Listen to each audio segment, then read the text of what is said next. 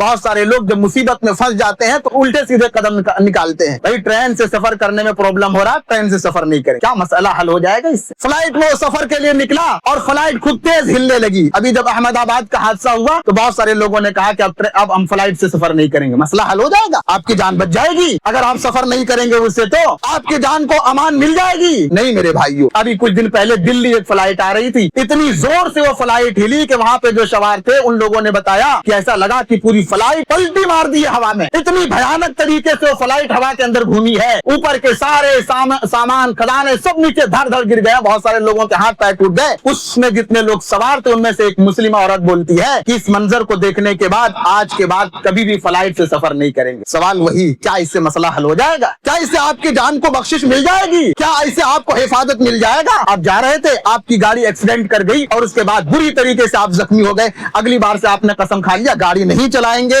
اسی کی وجہ سے ایسا ہوا, تو کیا اس سے امان مل جائے گا؟ نہیں اللہ کے بندو. یہ سارے قدم اٹھا کر کے جب معاملہ یہ آتا ہے کہ یہ دنیا بہت بیماریوں کی آماجگاہ بن رہی ہے, بڑی بڑی بیماریاں آ رہی ہے, دنیا والے غلط قدم اٹھاتے ہیں. چلو بیماریوں کے ٹائم ہو سکتا پیسے نہ انشورنس کراتے, ہیلتھ انشورنس فتنہ ہے آج کے دور کا. ہیلتھ انشورنس کروا لینے سے آپ کو کیا لگتا ہے کہ جب کوئی بیماری آئے گی آپ اس کو حل کر لے جائیں گے, اس کا مقابلہ کر لے جائیں گے؟ آپ کی زندگی میں اتنے پیسے اس کی وجہ سے آ جائیں گے کہ آپ کے پرابلم سب ختم ہو جائے؟ نہیں میرے بھائیو, حل صرف ایک ہے کہ اللہ رب العالمین کی حفاظت چاہیے, اللہ رب العالمین کا پروٹیکشن چاہیے. اللہ کی حفاظت آئے گی تبھی ان ساری چیزوں کا مقابلہ آپ کر پائیں گے. اگر اللہ کی حفاظت نہیں ملے گی, دنیا کے سارے قدم آپ اٹھا لیجئے, جو کرنا آپ کر لیجئے, لیکن اللہ رب العالمین جب نہیں چاہیں گے تو آپ اللہ تبارک و تعالیٰ کی اس مصیبت سے پریشانی سے آپ نہیں بچ پائیں گے. لہذا اللہ کی حفاظت چاہیے. سوال یہ پیدا ہوتا کیسے اللہ کی حفاظت ملے گی؟ جلدی میں 5 باتیں میں آپ کے سامنے رکھتا ہوں کہ اللہ کی حفاظت کیسے ملے گی. وہ کون سے کام کریں گے تو اللہ تبارک و تعالیٰ آج کے دور میں ہماری حفاظت کرے گا, ہمارے مال, ہماری جان, ہمارے بچوں, ہمارے اولاد, ہمارے دین, ان ساری چیزوں کی حفاظت کرے گا. انما يخشى الله من عباده العلماء ان الله عزيز غفور. اللہ رب العالمین کے ناموں میں سے ایک نام ہے الحفیظ. اسماء الحسنہ جو اللہ تعالیٰ کے بہترین نام ہیں, ان ناموں میں سے ایک نام ہے الحفیظ. اور اسی معنی کا ایک دوسرا نام بھی علماء نے ذکر کیا, الحافظ. تو الحافظ اور الحفیظ یہ دونوں اللہ تبارک و تعالیٰ کے ناموں میں سے ایک نام ہے. شیخ ابن عثیمین رحمۃ اللہ علیہ فرماتے ہیں یہ جو الحفیظ ہے اللہ کا نام, اس الحفیظ کے 2 معنی ہوتے ہیں. اللہ کے ناموں میں سے جو ایک نام ہے الحفیظ, اس کے 2 معنی ہوتے ہیں. اس کا پہلا معنی یہ ہوتا ہے کہ اللہ تبارک و تعالی بندوں کے اعمال کی حفاظت کرنے والا ہے. ایک انسان دنیا کی زندگی میں جو کچھ عمل کرتا ہے اللہ اس کی حفاظت کرنے والا ہے, اس کا حساب رکھنے والا ہے, اور قیامت کے دن اسی اعمال کے حساب سے اس کو بدلہ دیا جائے گا. تو ایک معنی الحفیظ کا یہ ہوتا ہے کہ اللہ تعالیٰ بندوں کے اعمال کی حفاظت کرنے والا ہے, بندوں کے اعمال کو شمار کرنے والا ہے, گن کے رکھنے والا ہے, اور اسی کے حساب سے قیامت کے دن بدلہ دیا جائے گا. یہ ایک معنی ہے. دوسرا معنی کہتے ہیں الحفیظ کا مطلب ہوتا ہے کہ اللہ تبارک و تعالی بندوں کی ہر بلا اور مصیبت سے حفاظت کرنے والا ہے. ایک دوسرا معنی یہ ہوتا ہے کہ ہر طرح کی مصیبت, پریشانی, وہ چیز جس سے انسان کو تکلیف پہنچ سکتی ہے, مشقت والی چیزوں سے بچانے والا اللہ تبارک و تعالی ہے.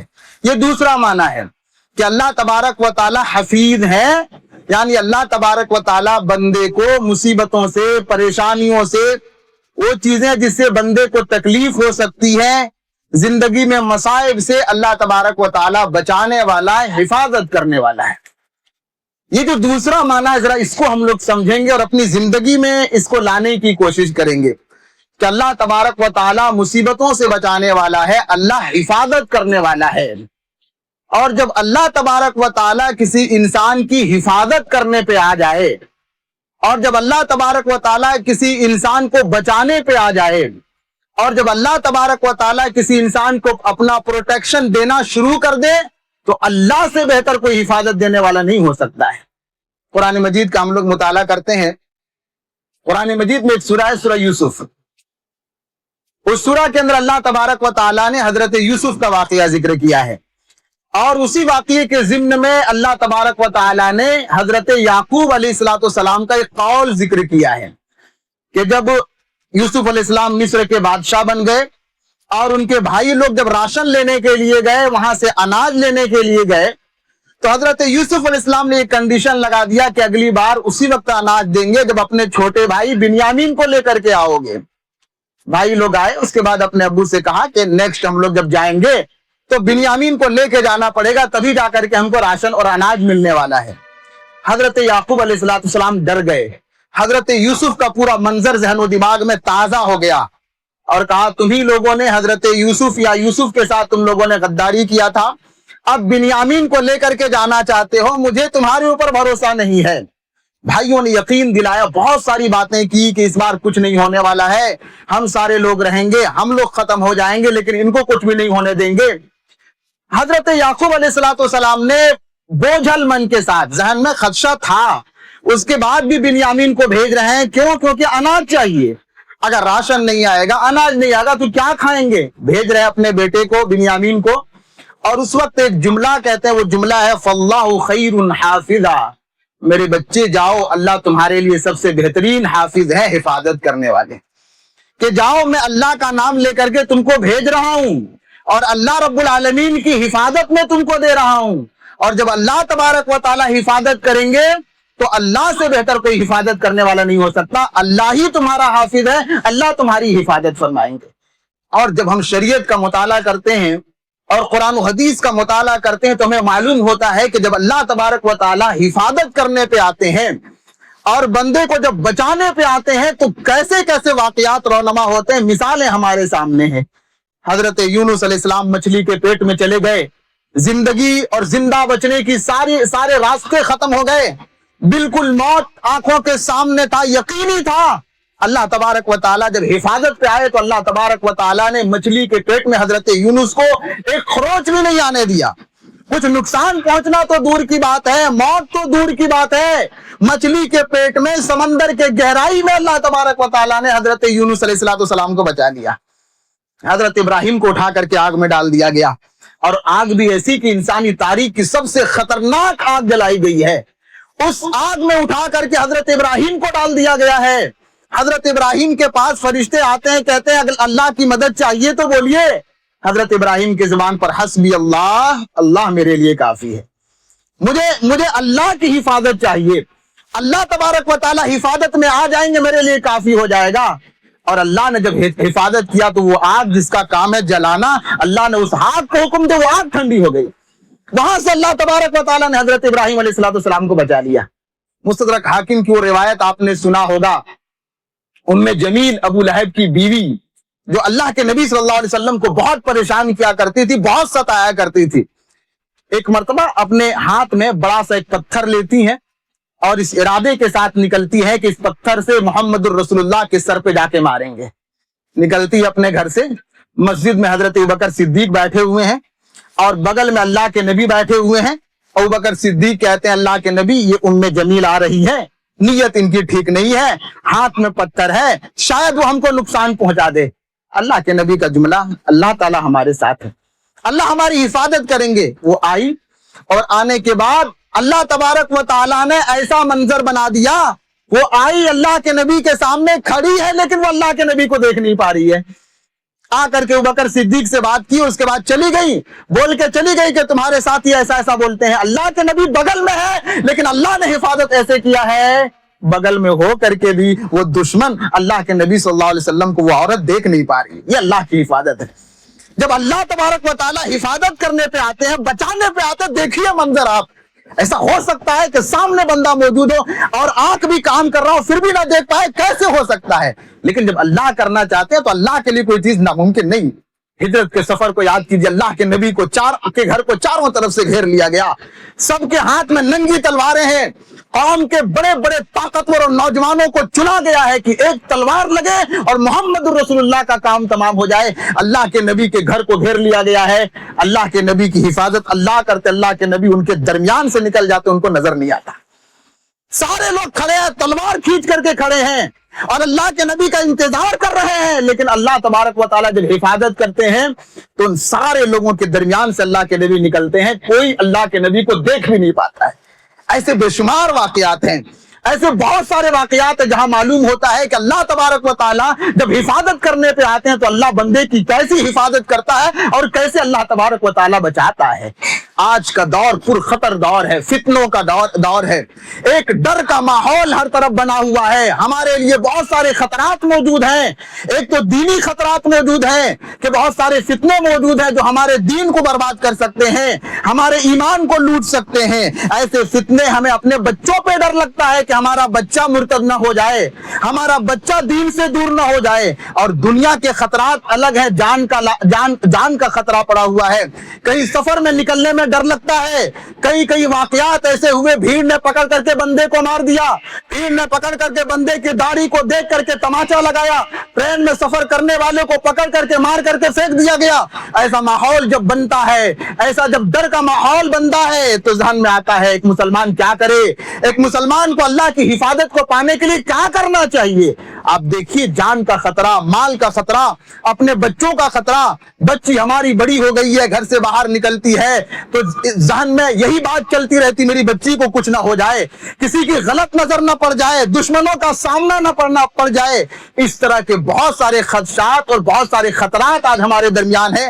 ایسے ماحول میں ہمیں اللہ کی حفاظت چاہیے، اللہ رب العالمین کی حفاظت اور پروٹیکشن ہمیں چاہیے، ہر انسان کو چاہیے۔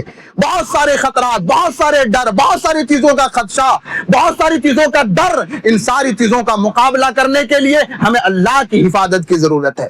بہت سارے لوگ جب مصیبت میں پھنس جاتے ہیں تو الٹے سیدھے قدم نکالتے ہیں، بھائی ٹرین سے سفر کرنے میں پرابلم ہو رہا، ٹرین سے سفر نہیں کریں گے، کیا مسئلہ حل ہو جائے گا اس سے؟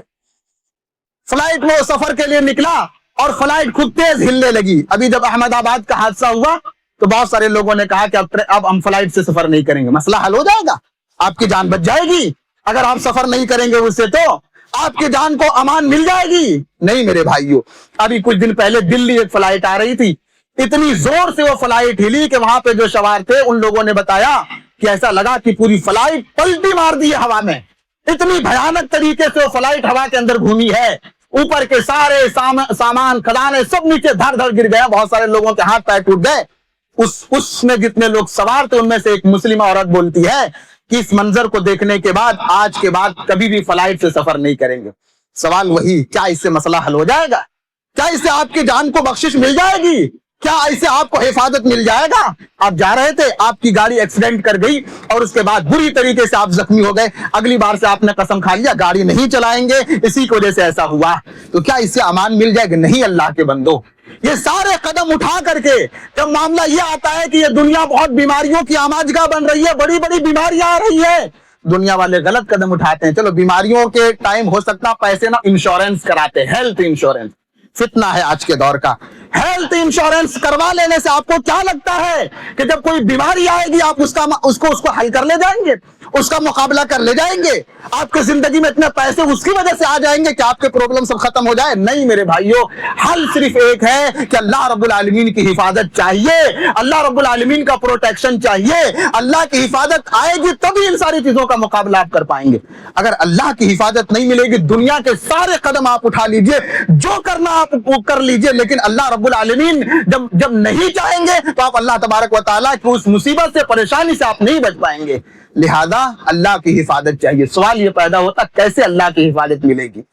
وقت تیزی کے ساتھ گزر رہا، 5 باتیں میں آپ کے سامنے رکھتا ہوں، اس کے علاوہ بھی باتیں ہیں لیکن بڑی تیزی کے ساتھ جلدی میں 5 باتیں میں آپ کے سامنے رکھتا ہوں کہ اللہ کی حفاظت کیسے ملے گی، وہ کون سے کام کریں گے تو اللہ تبارک و تعالیٰ آج کے دور میں ہماری حفاظت کرے گا، ہمارے مال، ہماری جان، ہمارے بچوں، ہمارے اولاد، ہمارے دین، ان ساری چیزوں کی حفاظت کرے گا۔ سب سے پہلی چیز ہے جو ہمارا سب سے بنیادی پیغام ہے، وہ ہے اپنے ایمان کی مضبوطی اور توحید میں مضبوطی۔ اپنی حفاظت چاہیے, اپنے بچوں کی حفاظت چاہیے, جان کا خطرہ ہے, مال کا خطرہ ہے, خطرات چاروں طرف ہے. اس کا مقابلہ کرنے کا حل یہ ہے اپنے اندر ایمان کی مضبوطی پیدا کیجیے, توحید کی مضبوطی پیدا کیجیے. بعض لوگ کہتے ہیں ہر مسئلے میں توحید. اللہ کے بندو, ہر مسئلے کا حل ہی توحید ہے. ہر مسئلے کا حل توحید میں چھپا ہوا ہے, صحیح عقیدے میں چھپا ہوا ہے. آپ اس کو جتنا اگنور کرتے جائیں گے زندگی میں اتنے پریشانیوں میں اور مصائب میں گھرتے چلے جائیں گے. مصائب کا حل اور اس طرح کی چیزوں میں اللہ کی حفاظت پانے کا ذریعہ ایمان کی مضبوطی اور اللہ تبارک و تعالیٰ کی توحید میں پختگی پیدا کرنا ہے. قرآن میں اللہ تبارک و تعالیٰ ایک جگہ فرماتا ہے الذین آمنوا ولم یلبسوا ایمانہم بظلم اولئک لہم الامن. جو لوگ ایمان لائے اور جن لوگوں نے اپنے ایمان کو شرک سے بچا لیا, ہم ایسے ہی لوگوں کو امن دیں گے, حفاظت دیں گے. آپ کو حفاظت چاہیے, آپ کو اللہ تبارک و تعالیٰ کی حفاظت چاہیے. اس کا حل اللہ نے یہ بتایا اس آیت میں کہ آپ ایمان لائیے اور ایمان میں مضبوطی پیدا کیجیے, شرک سے اپنے آپ کو بچائیے, اللہ کی حفاظت ملے گی. آپ شرک اور شرکیہ اعمال کر کے جتنی محنت کر لیں اللہ تبارک و تعالیٰ کی حفاظت نہیں ملنے والی ہے.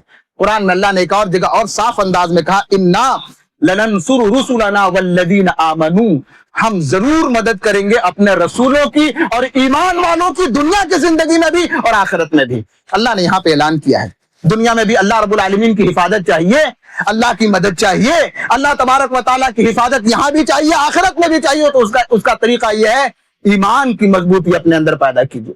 تو پہلا عمل, اللہ کی حفاظت اگر چاہیے, اللہ رب العالمین کی حفاظت میں آنا چاہتے ہیں تو ایمان کی مضبوطی پیدا کیجیے اور توحید کی مضبوطی پیدا کیجیے. دوسرا عمل, اگر اللہ رب العالمین کی حفاظت ہمیں چاہیے تو توحید کے بعد جو دوسری سب سے بڑی نیکی ہے نماز کی پابندی. آج دیکھیے مسلمانوں کی اتنی بڑی تعداد ہے, نماز پڑھنے والوں کی تعداد کتنی, مشکل سے 4-5% لوگ نماز پڑھتے ہوں گے, اتنی بڑی تعداد میں, اور اس میں بھی مسجد میں آ کر کے نماز پڑھنے والے لوگ تو بہت کم. ایک تو مسلمانوں کی بہت بڑی تعداد ہے, ان میں سے اکثریت بے نمازیوں کی ہے, وہ نماز نہیں پڑھتے, اور جو نماز پڑھتے ہیں ان کا جماعت کا اہتمام نہیں ہے. جب حالت یہ رہے گی تو اللہ کی حفاظت کہاں سے آئے گی؟ جب مصیبتوں کے انبار آتے ہیں کہ ہمارے حقوق لوٹے جا رہے ہیں, ہمارے خلاف قانون بن رہا ہے, ہمیں اب ایسا بولا جا رہا ہے, ہم کو دیش سے بھگایا جا رہا ہے, ہمارے خلاف سازشیں ہو رہی ہیں, یہ ساری باتیں ہماری زبان پہ ہے, لیکن سوال وہی کہ اللہ کی حفاظت کیسے آئے گی, اللہ کی مدد کیسے آئے گی؟ اس کا طریقہ یہ ہے نمازوں کی پابندی کیجیے. اللہ کے نبی فرماتے ہیں, صحیح مسلم کی حدیث ہے, من صلی الصبح فهو فی ذمۃ اللہ, جو انسان فجر کی نماز پڑھتا وہ اللہ کی حفاظت میں چلا جاتا ہے. فجر کی نماز میں سوتے رہتے ہیں اور صبح اٹھ کر کے اور دنیا بھر کی ساری حفاظت کو تلاش کرنے کے لیے نکل جاتے ہیں. کیسے اللہ کی حفاظت ملے گی؟ صبح ہو کر کے پریشان رہتے ہیں, میرا بچہ, میری بیٹی, میرا بیٹا, یہ ساری چیزوں کو لے کر کے پریشان رہتے ہیں, لیکن جہاں سے حفاظت آتی ہے وہ دروازہ ہم بند کر کے بیٹھے ہوئے ہیں. فجر کی پابندی, خاص طور میں جب ایک انسان فجر کی پابندی کرتا ہے تو صحیح مسلم کی حدیث ہے کہ اللہ کے نبی فرماتے وہ اللہ کی حفاظت میں چلا جاتا ہے, اللہ اس کی حفاظت کرتا ہے. اور جب اللہ حفاظت کرے تو پھر بیان کرنے کی ضرورت نہیں, اس کو کون نقصان پہنچا سکتا ہے. اور صحیح بخاری کی حدیث ہے, اللہ کے نبی صلی اللہ علیہ وسلم فرماتے الذی تفوتہ صلاۃ العصر, جس کی عصر کی نماز چلی جاتی ہے اس کے بچے, اس کے مال گویا سب برباد ہو جاتے ہیں. آپ یہاں سے اپنے اوپر مصیبت کو بٹور کر کے لا رہے ہیں, آپ کے اوپر اللہ رب العالمین کی حفاظت یہاں سے ختم ہو رہی ہے جب عصر کی آپ پابندی نہیں کرتے. آپ دیکھیے فجر کی نماز پڑھنے والے, عصر کی نماز پڑھنے والے اور نمازوں کی پابندی کرنے والے کتنے سارے مسلمانوں کی تعداد ہے آپ دیکھیے, اور اس کے بعد جو یہ روتے ہیں کہ اللہ کی مدد کیوں نہیں آتی, اس بستی کو توڑ دیا گیا, اس مسجد کو توڑ دیا گیا, وہاں پر بلڈوزر چلا دیا گیا, یہ سارے شکوہ شکایت ہمارے زبان پہ آتے ہیں. ان کو دیکھنے کے بعد ہم اپنے اعمال کا جائزہ لیجیے, ہم اللہ کی عبادت کرنے والے کتنے ہیں. علامہ ابن قیم رحمۃ اللہ علیہ نے ایک جگہ لکھا ہے کہ آپ عبادت میں جتنا زیادہ آگے بڑھتے جائیں گے اللہ کی حفاظت اتنی زیادہ آپ کو ملتی چلی جائے گی. آپ اللہ رب العالمین کی حفاظت چاہتے ہیں, پرسنلی صرف آپ کو اللہ کی حفاظت چاہیے, آپ عبادتوں میں آگے رہیے, اللہ کی حفاظت آپ کو ملے گی. تو دوسرا کام نمازوں کی پابندی, خاص طور پر فجر کی نماز, عصر کی نماز, ان نمازوں کی پابندی کرنا ہے. تیسرا کام, اگر ہمیں اللہ کی حفاظت چاہیے تو اللہ تبارک و تعالیٰ سے دعا کرنی ہے. دعا, اللہ تبارک و تعالیٰ سے دعا کریں گے تو اللہ کے نبی کی حدیث ہے, بندہ جب دعا کرتا ہے تو اللہ 3 چیزوں میں سے ایک چیز دیتا ہے. یا تو بندہ جو مانگ رہا ہے اللہ تبارک و تعالیٰ اس کی وہ مانگ دے دیتا ہے, یا پھر اللہ تبارک و تعالیٰ اس کے دعا کی وجہ سے اس کے آخرت کے لیے اللہ نیکی کو ذخیرہ کر لیتا ہے, یا تیسرا اللہ تبارک و تعالیٰ اس کی مصیبت کو اللہ تبارک و تعالیٰ ٹال دیتا ہے اور اس کی پریشانی کو اللہ ختم کر دیتا ہے۔ اللہ کے سامنے جب دعا کرتے ہیں تو اس دعا کا ایک فائدہ یہ ملتا ہے کہ اللہ تبارک و تعالیٰ ہماری زندگیوں سے مصیبتوں کو اللہ تبارک و تعالیٰ ختم کر دیتا ہے۔ ہمیں چونکہ یہ چیز نظر نہیں آتی نا، اس لیے ہم شکوہ کر رہے ہوتے ہیں، ہم تو دعا کر رہے ہیں اللہ سن ہی نہیں رہا ہے، بہت دنوں سے اللہ کے سامنے گڑ گڑا رہے ہیں، اللہ ہماری فریادوں کو سن نہیں رہا۔ اللہ کے بندو، اللہ نے آپ کی زندگی سے کتنی پریشانیوں کو، آپ کی اولاد کی زندگی سے کتنے مصائب کو ختم کیا ہے، اس کے بارے میں کبھی آپ نے غور کیا ہے؟ لہذا دعا کریں گے تو اللہ تبارک و تعالی ہماری زندگیوں سے مصیبتوں کو ہٹائے گا، اللہ ہماری حفاظت کرے گا۔ ایک دعا ہے، اس دعا کو میں بطور خاص آپ کو کہنا چاہتا ہوں۔ مسند احمد وغیرہ کی حدیث ہے، حضرت عبداللہ بن عباس رضی اللہ تعالیٰ عنہ یا عبداللہ بن عمر رضی اللہ تعالیٰ عنہ کو اللہ کے نبی صلی اللہ علیہ وسلم الوداع کہہ رہے تھے، ان کو بھیج رہے تھے، تو اللہ کے نبی صلی اللہ علیہ وسلم نے ان کو ایک دعا دی، استودع اللہ دینک و امانتک و خواتم عملک۔ یہ دعا ہے، کوئی سفر میں جا رہا ہے، ٹریولنگ میں نکل رہا ہے، تو گھر والے یہ دعا دینا چاہیے ان کو، دنیا بھر کی باتیں، سامان ایسے رکھنا، دیکھو پیسہ ادھر مت رکھنا، دیکھو موبائل کا خیال رکھنا، یہ ساری چیزوں کی تاکید اللہ کے بندے دعا دیجئے۔ وہاں اللہ کے نبی نے دعا سکھائی ہے کہ استودع اللہ دینک، اے بندے میں تیرے دین کو، تیرے عمل کو، تیرے سارے کام کو اللہ کے حوالے کرتا ہوں۔ ایک انسان جب بندے کو اللہ کے حوالے کر دے گا، جب اللہ حفاظت پہ آ جائے گا تو کون نقصان پہنچا سکتا ہے؟ یہ دعا پڑھ کر کے آپ الوداع بولیے اس کو۔ اللہ کے نبی دوسری حدیث میں فرماتے ہیں اذا استودع عبد، جب اللہ تبارک و تعالیٰ کسی بندے کی حفاظت کرتا ہے تو اس کو کوئی نقصان نہیں پہنچا سکتا ہے۔ نکل رہے ہیں سفر کی دعائیں، آپ دیکھیے کتنا خوبصورت وہ دعا کہ اللہ سفر میں نکل رہا ہوں، اللہ میرے سفر کو تو آسان کر دے، اللہ جا رہا ہوں، کوئی ایسا منظر میرے نظروں کے سامنے نہ آئے جس کو دیکھ کر کے میرا من گھبرا جائے، کٹی پھٹی لاشیں، کوئی بڑا حادثہ، کوئی ایسا حادثہ ہو جائے جس کو دیکھنے کی میرے اندر طاقت نہ ہو، اللہ تبارک و تعالیٰ کوئی ایسا منظر میرے آنکھوں کے سامنے مت لانا۔ ان دعاؤں کو پڑھیے، دعائیں آپ کی حفاظت کریں گی۔ آپ سفر تو نہیں جائیں گے اس سے، تو اس سے کیا مسئلہ حل ہو جائے گا؟ لہذا یہ بہت ضروری چیز ہے، آپ دعاؤں کی پابندی کیجئے اور کثرت کے ساتھ اللہ تبارک و تعالیٰ سے دعا کیجئے، خاص طور پر جس میں حفاظت والی دعائیں ہیں ان دعاؤں کو کیجئے کہ اللہ تبارک و تعالیٰ میری حفاظت کیجئے۔ خاص طور کی جو دعائیں ہیں ان دعاؤں کی پابندی ہونا چاہیے۔ چوتھا کام، اللہ کی حفاظت اگر چاہیے تو اذکار کی پابندی ہونا چاہیے۔ اذکار، صبح شام کے بہت ساری دعائیں ہیں اور نماز کے بعد کے بہت سارے اذکار ہیں، ان کی پابندی ہونا چاہیے۔ یقین مانیے کہ یہ جو اذکار ہے نا، ہمارے لیے اللہ کی حفاظت پانے کا سب سے بڑا ذریعہ ہے اور پریشانیوں سے بچنے کا سب سے بڑا ذریعہ ہے یہ اذکار۔ اسی لیے شیخ ابن عثیمین ایک جگہ کہتے ہیں کہ ایک انسان جب اذکار کی پابندی کرتا ہے نا تو وہ ایسے ہو جاتا ہے جیسے یاجوج ماجوج کے لیے مضبوط جیسے دیوار باندھ دیا گیا ہے، اس کو فلان کر کے نہیں آ سکتا، ویسے ہی اذکار ایک انسان کے لیے بن جاتے ہیں، اس پر مصیبتیں نہیں آ سکتی ہے۔ اچانک کوئی بڑا حادثہ، اچانک کوئی بہت بڑی مصیبت، یہ ساری چیزیں نہیں آتی جب بندہ اذکار کی پابندی کرتا ہے۔ دو حدیثیں میں بطور خاص آپ کو دے کے جا رہا ہوں، اس کو یاد رکھیں آپ۔ پہلی حدیث ابو داؤد کی حدیث، اللہ کے نبی صلی اللہ علیہ وسلم فرماتے ہیں من قال، جو انسان کہتا ہے بسم اللہ الذی لا یضر مع اسمہ شیء فی الارض ولا فی السماء وهو السمیع العلیم، یہ دعا 3 مرتبہ کہتا ہے تو اللہ تبارک و اللہ کے نبی صلی اللہ علیہ وسلم فرماتے ہیں لم تصبہ فجأۃ بلاء، اچانک آنے والی مصیبت اسے نہیں لگتی ہے یہاں تک کہ شام ہو جاتا ہے۔ یعنی صبح کے وقت بندہ اگر 3 مرتبہ اس کو پڑھتا ہے، شام تک کوئی سڈن اور اچانک کوئی مصیبت نہیں آتی۔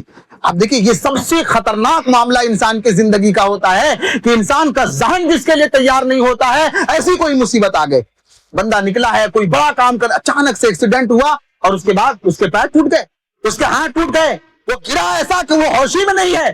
اس طرح کے جو اچانک حادثے ہوتے ہیں، اچانک جو موت اور اموات ہو رہے ہیں، اس طرح کے جو بڑے بڑے حادثے ہوتے ہیں، ان سے بچنے کا طریقہ اللہ کے نبی نے بیان کیا ہے۔ صبح کے وقت جو یہ دعا پڑھتا ہے 3 مرتبہ، شام تک کوئی مصیبت اچانک نہیں آ سکتی، اور شام میں جو پڑھتا ہے صبح تک کوئی اچانک مصیبت نہیں آ سکتی۔ اچھا، اس حدیث کو روایت کرنے والے حضرت عثمان رضی اللہ تعالیٰ عنہ ہیں، اور حضرت عثمان سے ایک تابعی روایت کرتے ہیں جن کا نام ہے ابان بن عثمان، تابعی ہیں۔ تو جب یہ حدیث کو بیان کر رہے تھے تو ان کا ایک پیر جو تھا وہ فالج ہو گیا تھا، کام کرنا بند کر دیا تھا۔ تو جو سامعین بیٹھے ہوئے تھے وہ لوگ تعجب سے دیکھ رہے تھے، یہ حدیث تو یہ بتا رہے ہیں کہ اللہ تبارک و تعالیٰ کی کوئی سڈن مصیبت نہیں آ سکتی، ان کا پیر تو کام نہیں کر رہا، یعنی خود کے اوپر اثر نہیں ہے، تو یہ کیسی بات ہو گئی کہ اللہ تبارک و تعالیٰ اچانک کوئی مصیبت میں اس کو نہیں ڈال سکتا ہے؟ तो अबान बिन उस्मान समझ गए कि तुम लोग ये देख रहे हो। कहा कि दरअसल मसला ये है कि जिस दिन ये हादसा मेरे साथ हुआ मैं उस दिन बहुत गुस्से में था और मैंने सुबह के वक्त ये दुआ नहीं पढ़ी थी और मेरे साथ ये हादसा हो गया। यानी वो बताते ये जो मामला हो गया है इसकी वजह से ये मत सोचो कि हदीस के मामले में या अल्लाह रब्बुल आलमीन अल्लाह के नबी का वादा झूठा है, अल्लाह रब्बुल आलमीन का वादा नहीं मिल सकता। कहा जिस दिन ये मामला मेरे साथ हुआ और मेरे साथ फालज का मामला हुआ है, बहुत गुस्से में था मैं और बहुत गुस्से से निकला था और मैंने ये दुआ नहीं पढ़ी थी तो अल्लाह तबारक व तआला ने मुसीबत में डाल दिया। कितना भी अर्जेंट काम हो आपका, कितना भी बड़ा काम हो आपका, इससे बड़ा काम नहीं हो सकता है कि आपकी सेहत सलामत रहे, आपके बच्चे सलामत रहे, आपकी बीवी सलामत रहे, आपकी बेटी सलामत है। इससे बड़ा काम क्या हो सकता है आपका? लिहाजा वक्त निकाल करके अज़कार की पाबंदी कीजिए। एक और हदीस में अल्लाह के नबी फरमाते, सही मुस्लिम, तो ये पहली दुआ है, मैंने अज़कार में बतौर खास ताकीद की, आप इसको पढ़िए। दूसरी दुआ सही मुस्लिम की हदीस है कि एक आदमी अल्लाह के नबी के पास आया और कहा कि अल्लाह के नबी, कल मुझे एक बिच्छू ने डंक मारा और वो तकलीफ मुझे हुई कि मैं बता नहीं सकता। अल्लाह के नबी के पास आया कि एक बिच्छू ने मुझे डंक मार दिया और उस बिच्छू के डंक मारने से इतनी तकलीफ मुझे हुई कि उस तकलीफ को अल्लाह के नबी मैं आपके सामने बयान नहीं कर सकता। अल्लाह के नबी ने कहा, मेरे बंदे, अगर तुमने एक छोटी सी दुआ पढ़ी होती, छोटा सा जिक्र क्या होता, आऊज़ु बिकलिमातिल्लाहि ताम्माति मिन शर्रि मा खलक, अगर तुम ये पढ़ लिए होते तो बिच्छू तुम्हें कभी डंक नहीं मारता। अल्लाह अकबर। ये पावर है इन दुआओं का, यकीन के साथ पढ़िए। अल्लाह की कसम इन दुआओं में इतनी पावर है, ना कोई जहरीला जानवर आपको नुकसान पहुंचा सकता है, ना किसी की बुरी नजर आपको लग सकती है, ना आपका दुश्मन आपको नुकसान पहुंचा सकता है, ना कोई परेशान कर सकता है। अल्लाह के नबी ने कहा बिच्छू ने तकलीफ दिया है, ये दुआ पढ़ लिए होते तो वो बिच्छू भी तुम्हें डंक नहीं मारता। और सही मुस्लिम की दूसरी रिवायत में अल्लाह के नबी ने कहा कि एक इंसान जब कोई जगह जाता है और उस जगह पर रुक करके और उसके बाद उसको डर लगता है कि पता नहीं अनजान जगह है, लोग कैसे होंगे, मामला कैसा होगा, होटल वाला कैसा है, बाहर क्या हो जाएगा, ये सारे डर उसको लगता है और वो ये बंदा दुआ पढ़ लेता, आऊज़ु बिकलिमातिल्लाहि ताम्माति मिन शर्रि मा खलक, तो अल्लाह उसकी हिफाजत करता है, उसको कोई चीज नुकसान नहीं पहुंचा सकती है जब तक वो बंदा वहां से उठ करके अपने घर को वापस नहीं आ जाता। क्या चाहिए हमको? जिंदगी में ऐसे मामले आते हैं और ऐसा मरहला आता है, कभी ऐसी बस्ती से गुजरना है जहां गैरों की आबादी है और कट्टर किस्म के गैर हैं, जहां मालूम है कि वो हमें नुकसान पहुंचा सकता है, जान का खतरा है। अल्लाह के बंदो पढ़ के निकलो, यकीन के साथ पढ़ करके निकलो, कोई आपको टच नहीं कर सकता है। यकीन इन दुआओं पर करिए। आज के दौर में अज़कार की पाबंदी बहुत जरूरी, सब कीजिए आप, लेकिन पाबंदी के साथ निकलिए और यकीन मानिए इन दुआओं को पढ़ लेंगे, अल्लाह के नबी का वादा है, कोई आपका बाल नहीं हिला सकता, नुकसान पहुंचाना तो दूर की बात है। कोया मालूम ये हुआ कि अल्लाह रब्बुल आलमीन की हिफाजत चाहिए, अज़कार की पाबंदी। आखिरी चीज 1 मिनट में रखता हूं, 5वीं चीज, अगर अल्लाह तबारक व तआला की हिफाजत चाहिए और अल्लाह तबारक व तआला की हिफाजत अगर हमें मतलूब है, अपने बच्चों की हिफाजत अगर चाहते हैं तो नेकियों में आगे रहिए, नेकियों का काम और जो भी अमले साले उनमें आगे रहने की कोशिश कीजिए। कुरान में अल्लाह तबारक व तआला ने हजरत मूसा और खदिर का वाकया जिक्र किया है और वहां पे एक दीवार को सीधा करने की बात आई हुई है। अल्लाह तबारक व तआला ने वहां पे जिक्र किया है कि उस दीवार को इसलिए सीधा कर दिया गया, या हजरत मूसा और खदिर ने मिलकर के उसको सीधा किया कि वहां पे खजाने छुपे हुए थे और खजाने 2 यतीम बच्चों के थे और उनके बाप जो थे वो नेक थे। बाप मर के कब्र में चला गया है, उनको मालूम नहीं है कि ऐसा दौर आ गया है कि वो दीवार गिर रही है, खजाना निकल सकता है, कौम के लोग खजाने को लूट सकते हैं। बाप को कुछ नहीं मालूम, लेकिन बाप नेक था, उसका असर ये कि अल्लाह तबारक व तआला उसके मरने के बाद भी उसके बच्चे की खजाने की अल्लाह हिफाजत कर रहा है। मोहम्मद बिन मुंकदिर कहा करते थे कि अल्लाह के बंदो, जब बंदा नेक होता है तो अल्लाह तबारक व तआला उसके औलाद की हिफाजत करता है। आप इस बात की फिक्र करते हैं कि क्या होगा मेरे मरने के बाद मेरे बच्चों का। बुढ़ापे में सबसे ज्यादा एक इंसान को अगर फिक्र होती तो यही कि पता नहीं मेरे बच्चे कैसे रहेंगे, मेरे बच्चों का क्या होगा। अल्लाह के बंदो नेक रहिए और नेकी में आगे रहिए, अल्लाह इस नेकी के बदले में आपके बच्चों की अल्लाह हिफाजत करेगा। हजरत अब्दुल्लाह बिन मसूद रज़ी अल्लाह तआला अन्हु तहज्जुद की नमाज में खड़े हैं और तहज्जुद की नमाज पढ़ रहे हैं, बगल में छोटा बच्चा उनका लेटा हुआ है, बच्चे की तरफ नजर जाती है, बच्चे को देखते हैं और देखने के बाद कहते हैं ले अजली का या बुनई, ऐ मेरे बच्चे, मैं रातों को उठ करके रब के सामने इसलिए गिड़गिड़ा रहा हूं ताकि तेरी जिंदगी अच्छी हो जाए, तेरा फ्यूचर अच्छा हो जाए, अल्लाह तुम्हारी हिफाजत करे, इसलिए मैं रात में उठ करके तहज्जुद की नमाजें पढ़ रहा हूं। इतना बोलने के बाद अब्दुल्लाह बिन मसूद रज़ी अल्लाह तआला अन्हु रोने लगे।